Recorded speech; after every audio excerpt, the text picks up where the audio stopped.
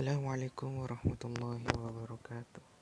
Saya Muhammad Ilyas akan menjelaskan tentang Healthcare Community Space. Untuk yang pertama yaitu isu yang kita tahu, isu yang terdapat di Tapak yaitu kurangnya fasilitas untuk mewadahi kebutuhan masyarakat, tempat atau lokasi tes yang jauh, kurang terjangkaunya biaya tes, dan wabah COVID masih ada sampai saat ini. Jadi solusi kita yaitu untuk menyediakan wadah kesehatan bagi masyarakat di dalam pandemi corona ini. Jadi untuk latar belakangnya sendiri kita sudah tahu, karena masyarakat itu membutuhkan fasilitas untuk menghadapi COVID-19 ini. Jadi untuk fungsinya yaitu ada fungsi primer dan sekunder. Fungsi primer yaitu rapid test, penanganan COVID, dan perawatan. Sekunder yaitu edukasi dan kebugaran. Untuk fasilitasnya yaitu terdapat screening test, consultation space, waiting space, toilet, farmasi, nursing, dressing space, storage, manajemen limbah, toilet, mini laboratori, dan sentral steril. Untuk fasilitas pendukungnya yaitu terdapat kebugaran, parkir area service, rapid manual, dan drive-thru, parkir ambulan, education gallery, dan prayer room. Jadi yang pertama yaitu untuk kajian pendalaman pendekatan. Pendekatan yang kita pakai yaitu perilaku. Jadi dalam perilaku itu kita membahas tentang sirkulasi antar ruang, di mana memperhatikan kenyamanan bagi penggunanya. Yang kedua yaitu aksesibilitas. Kita mengetahui kalau aksesibilitas yaitu harus bisa membantu para penggunanya dan memudahkan. Yang ketiga yaitu sirkulasi pengguna. Dan untuk high tech yaitu memperhatikan sistem bangunan, di mana sistem bangunan itu kita akan menerapkan sistem high tech yang mendukung di dalamnya. Terus yang kedua sistem perlimbahan, pemeliharaan alam sekitar dengan membuat atau mengolah limbah dengan mudah. Untuk utilitasnya sendiri, kita akan mengusahakan supaya bisa lebih efektif. Dan pada sistem Tapak akan menerapkan tata masa bukaan yang menjadi elemen penting pada objek. Karakter gunakan desain. Yang pertama itu ada data, di mana kita mencari informasi mengenai data. Lalu terdapat pengolahan data. Yang ketiga, rencana penataan dan bentuk, di mana akan menyesuaikan dengan tatanan, penerapan, ide pada site, dan lainnya.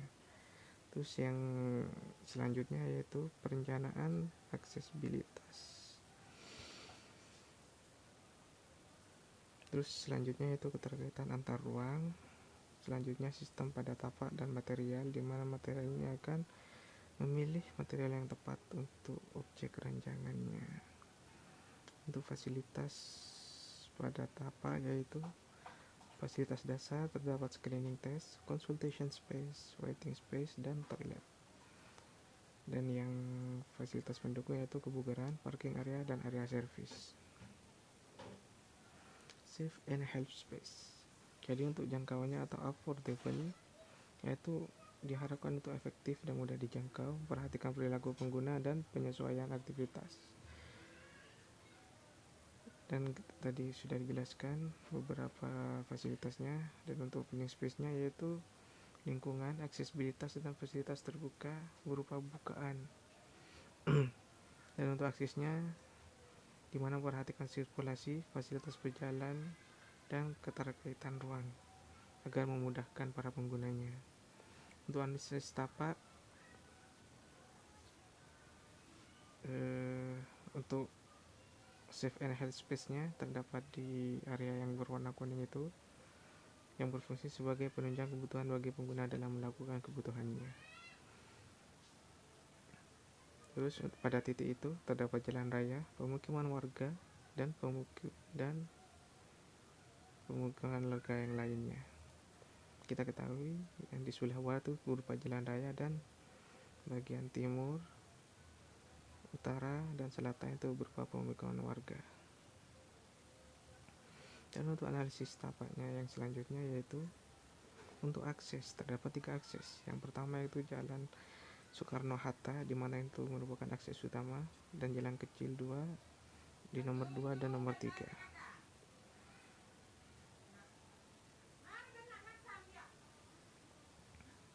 Untuk analisis tapak selanjutnya, sumber Bisingan yaitu terletak pada Jalan Soekarno-Hatta, di mana itu merupakan jalan besar yang banyak dilalui oleh para pengendara, baik pengendara motor, mobil, angkutan umum, dan lainnya. Untuk iklimnya, kita ketahui arah matahari itu dari timur ke barat. Jadi kemungkinan besar pada bagian tengah itu memperoleh penyinaran yang lebih banyak daripada yang lainnya. Dan untuk arah anginnya, untuk musim sekarang itu dari timur, sehingga memperhatikan bagaimana pergerakan angin. Untuk analisis vegetasinya, dari iklim tadi, bagian tengah akan merupakan bagian yang paling banyak mendapat sinar matahari, sehingga pada bagian tengah dibutuhkan pohon besar untuk merindangkan pada bagian tersebut. Dan untuk bagian lahannya menggunakan rumput sebagai alas agar mendapat zona hijau. Untuk penggunanya itu terdapat 4 kelompok aktivitas. Yang pertama primer untuk berobat, perawatan atau kesehatan, sekunder untuk edukasi dan wisata, tersier olahraga dan konsultasi, dan untuk servis, parkir, ibadah, dan sarana penunjang lainnya. Untuk analisis pengguna, pada rapid test terdapat pelayanan, pemeriksaan, pengecekan, tes swab, mendapatkan informasi, membersihkan, dan menyiapkan alat.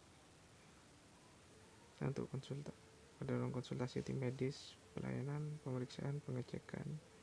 Untuk pasien konsultasi, menanyakan informasi, dan staf membersihkan, menyiapkan alat. Dan pada waiting space, tim medis, pelayanan, membersihkan informasi, pasien menunggu, staf membersihkan.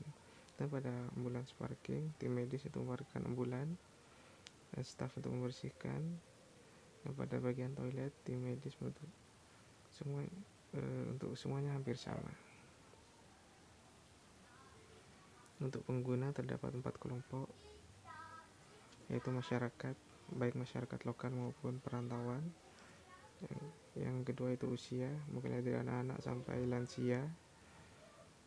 Dan yang ketiga itu sesuai kondisi, bagi yang mungkin masih sudah positif, ODP maupun PDP.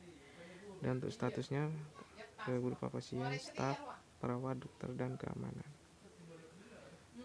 Untuk analisis penggunanya sendiri sudah kita ketahui seperti ini. Dan jika kita detailkan lagi menjadi seperti ini.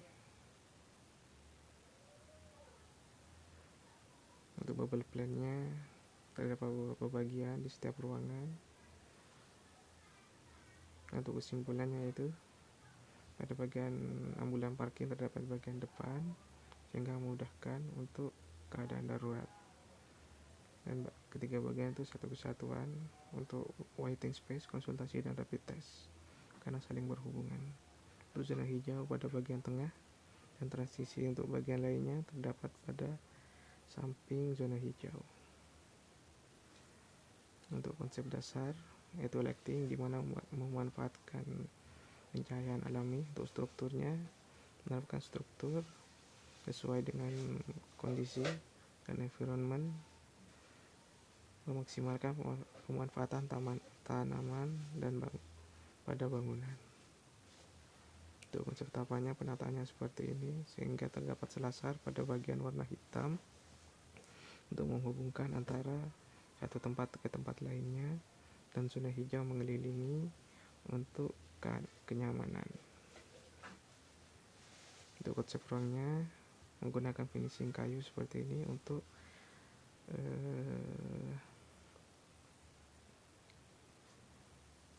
estetika dan menambah daya tarik. dan konsep strukturnya itu menggunakan struktur dari kontainer itu sendiri, sehingga memungkinkan untuk ditambahkan struktur tambahan jika terdapat pembagian-bagian baru. Baik, sekian dari saya, kurang lebihnya mohon maaf. Assalamualaikum warahmatullahi wabarakatuh.